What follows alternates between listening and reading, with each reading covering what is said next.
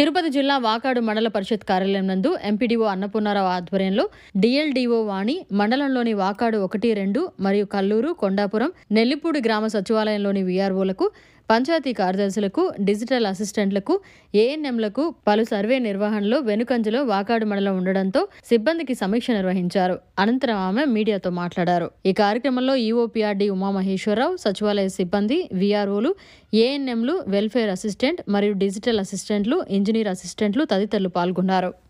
వాకాడు మండలంలో గ్రామ సచివాలయ సిబ్బందికి సంబంధించి ప్రభుత్వం నిర్వహిస్తున్నటువంటి అంశాలపై సమీక్ష నిర్వహించడానికి ఈరోజు ఇక్కడికి రావడం జరిగింది. ప్రభుత్వము మన సచివాలయ పరిధిలో ఉన్నటువంటి అన్ని కుటుంబాలని house hold geo tagging survey చేయడానికి సంబంధించినటువంటి అంశాలపై సమీక్ష చేశాము. వాకాడు మండలం ఇందులో 99.5% వరకు మనకి పూర్తి చేయడం జరిగింది.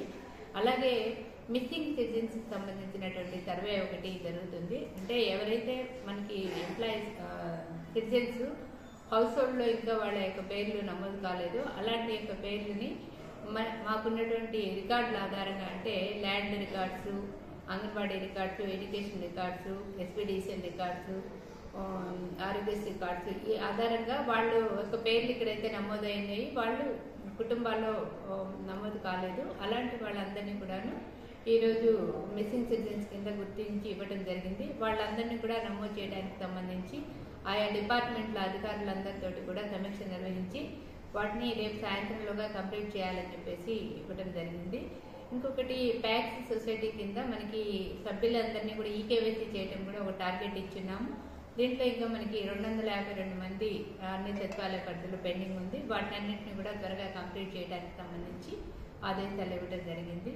అలాగే కాకుండా మనకి ఐసిడిఎస్ డిపార్ట్మెంట్ సంబంధించి 0 to 6 years పిల్లలు ఎవరైతే ఉన్నారో ఈ పిల్లలకి అందరికీ కూడా ఆధార్ కార్డులు ఇంకా ఇవ్వకపోవడం అనే దాంట్లో ప్రభుత్వం ఒక డ్రైవ్ నిర్వహిస్తుంది.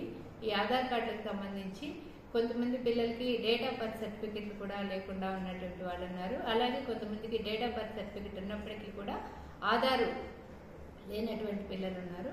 డేట్ ఆఫ్ బర్త్ సర్టిఫికెట్ ఉంటే మనం ఇక్కడ వాకాడు మండలంలో స్పెషల్గా డ్రైవ్ నిర్వహించి వాళ్ళకందరికీ కూడా ఒక 2-3 days క్యాంప్ పెట్టి ఆధార్ కార్డులు నమోదు చేయడానికి ప్రత్యేకమైనటువంటి చర్యలు తీసుకోవడం జరుగుతుంది.